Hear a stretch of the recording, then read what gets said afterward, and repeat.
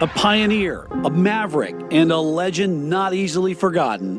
When people come out here to this track, they usually leave with wonderful memories. And that's something that he empowered us to do all those years ago. An innovator, a forward thinker who cared about the communities he helped build up. Daytona had built a speedway, or in the process, I think I built one in Charlotte. Tonight, Queen City News remembers the life, legacy, and lasting impact of NASCAR legend Bruton Smith.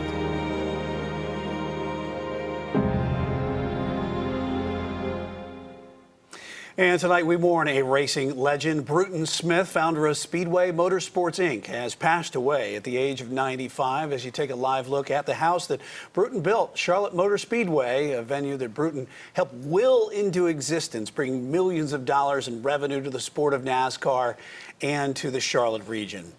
Good evening and thanks for joining us tonight. I'm Brian Blakely. And I'm Alicia Barnes. Bruton Smith was a forward thinker and an innovator. And in so many ways, his impact is sure to remain for decades to come. And Queen City News reporter Robin Kennedy tonight details his impactful legacy. Robin? Very legendary, Alicia and Brian. The general manager of the Charlotte Motor Speedway told us today Bruton Smith always pushed his team to be better.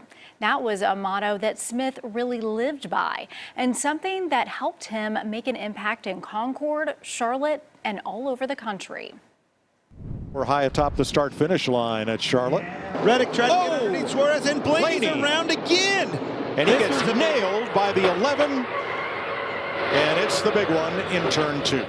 The Charlotte Motor Speedway we know today was created by this man, Bruton Smith. I built this place and started in 1959 and ran the first race in 1960. Bruton Smith snips the red ribbon. It's kind of like I gave birth to this one. An innovator, Smith was always pushing his team to do the next great thing in racing. We're reminded every day by his adage that we work for the fans, and that's our lens through which we look at everything we do. The NASCAR Hall of Fame says Smith bought his first race car when he was just 17, and then went on the next year to promote his first stock car race in Midland. He grew up to become a racing titan, founding Sonic Automotive and Speedway Motorsports, then growing the brand beyond Charlotte to owning other tracks around the country. Smith's name is stamped on Concord, too. The road named for him is a main corridor near Concord Mills. Exit 49 off of I-85, and all that's done economically.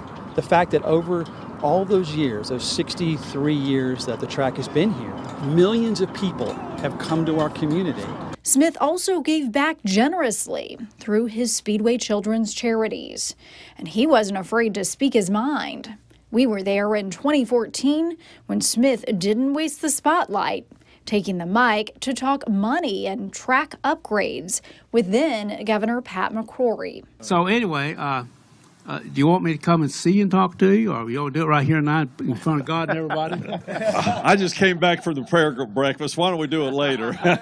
Years before that, Smith even threatened to move the Speedway out of Concord because of a disagreement with the city over development of the Z-Max Dragway. An agreement was made on an $80 million incentive plan for upgrades to the area around the Speedway property. Bold and innovative, Smith helped bring racing to Concord. His death leaving those who worked with him mourning. And no matter how prepared you are, it's always a shock, and it's always a hurt to the heart. They're also reflecting on a storied career and an empire left behind.